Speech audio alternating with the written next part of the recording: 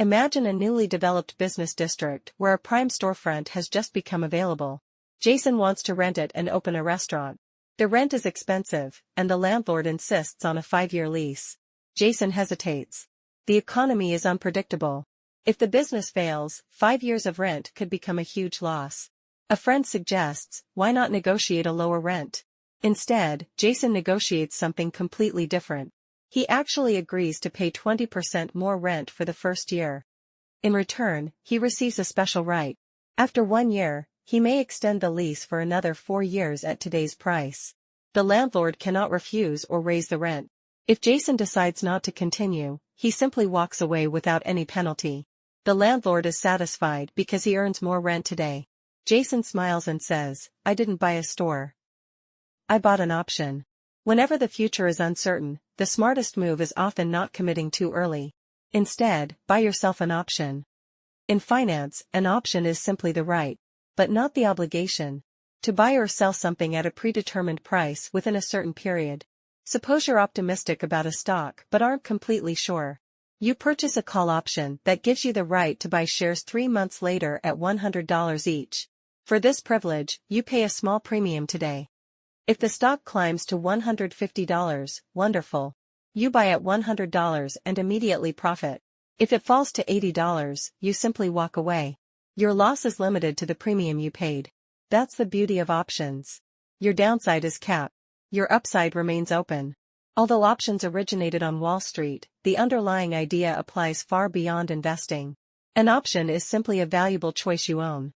But not every postponed decision is an option. Anyone can register a company tomorrow. That alone isn't valuable. According to management scholar Rita McGrath, an option has value only when 2 conditions exist. First, the future must contain multiple possible paths. Second, you possess a privileged right that others don't have. In other words, other people are locked out, while you alone have the right to enter. Or not enter. That's an option. Perhaps you've built trust with an important client. Perhaps you've negotiated an exclusive distribution agreement. Perhaps you've locked in a favorable purchase price. Perhaps you secured one of only a handful of available positions.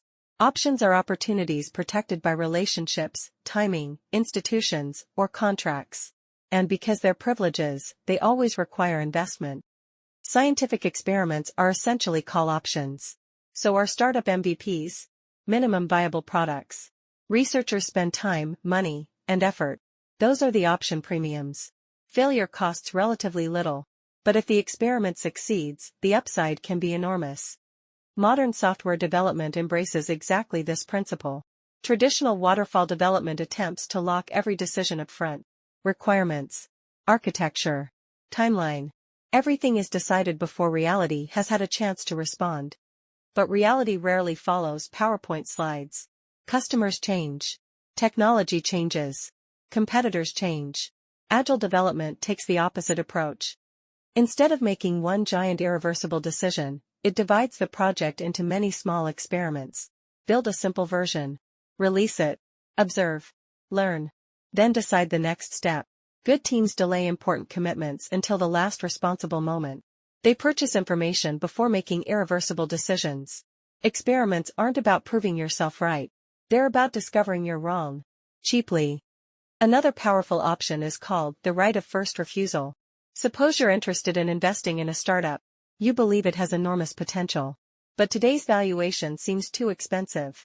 Instead of buying the whole company immediately, you make a small investment while negotiating the right to match any future acquisition offer. If another buyer appears, the founders must give you the opportunity to buy first. You aren't obligated to purchase. But nobody else gets ahead of you. Artists, authors, investors, and even tenants often negotiate these kinds of rights. It's another form of option. Negotiation experts offer another version, known as BATNA, the best alternative to a negotiated agreement. Imagine asking your boss for a raise. If you have nowhere else to go, you're begging. But if another company has already offered you a position, everything changes. Now you aren't asking for mercy. You're comparing 2 real opportunities. The best alternative to a negotiated agreement gives you leverage because it gives you somewhere else to go. The Harvard Negotiation Project offers one important warning. Never bluff. A fake option is worse than no option at all. Sometimes people simply disagree about the future. That's where contingent contracts become useful. A founder believes revenue will triple next year. An investor disagrees. Instead of arguing endlessly, they write a contract based on future outcomes. If revenue reaches the target, the founder receives a higher valuation. If it doesn't, the investor pays less. Neither side has to agree today.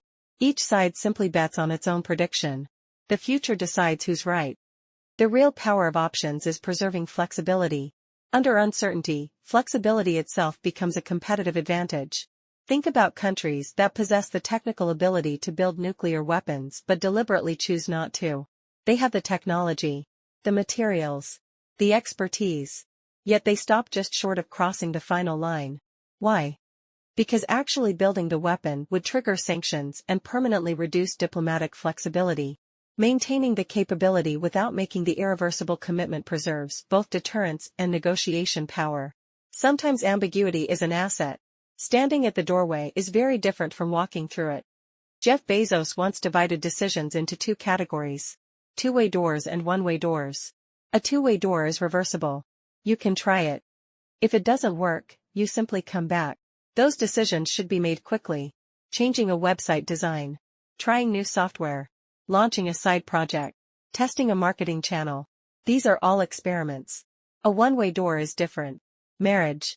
Choosing a business partner. Starting a company. Committing to a long-term career. Once you've crossed, turning back becomes costly. These decisions deserve patience. Ironically, many innovations exist precisely to transform one-way doors into two-way doors. Dating before marriage. Internships before permanent employment. Free trials before major purchases. In each case, you buy an option before making the commitment. Of course, more options aren't always better. Options have costs. Many also expire. Financial theory tells us that uncertainty increases an option's value. But time slowly destroys it. Some people spend their entire lives paying to preserve possibilities. They keep collecting degrees but never begin working. They continue dating but never commit. They want to remain a wave of infinite possibilities forever. Unfortunately, many options expire long before people realize it. Sometimes the wisest move is to eliminate your own alternatives. History calls this burning the boats. By removing every escape route, you make your commitment believable. And that commitment helps coordinate everyone around you. People also confuse option value with actual value. The smartest student in school doesn't always become the most successful adult. Why? Because intelligence is merely an option. It gives you the potential to understand faster and recognize opportunities earlier. But unless intelligence combines with execution, emotional stability, cooperation, persistence, and a bit of luck, that potential is never converted into reality. Relationships, on the other hand, create immediate value. Strong social connections improve health, happiness, and resilience. Yet from a risk management perspective, relationships also function like options. Old friends are put options. When life goes wrong, they protect your downside. New acquaintances are call options. They may open entirely new opportunities you never expected. Both deserve investment. Some people eventually interact only with familiar faces because they no longer wish to build anything new.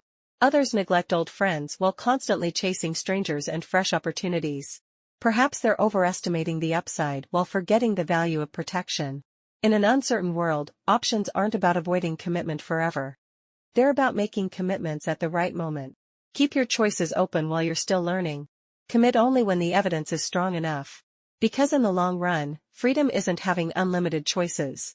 Freedom is having the right choices available when they matter most. That's it for today's content. Thank you for watching, and I'll see you in the next video.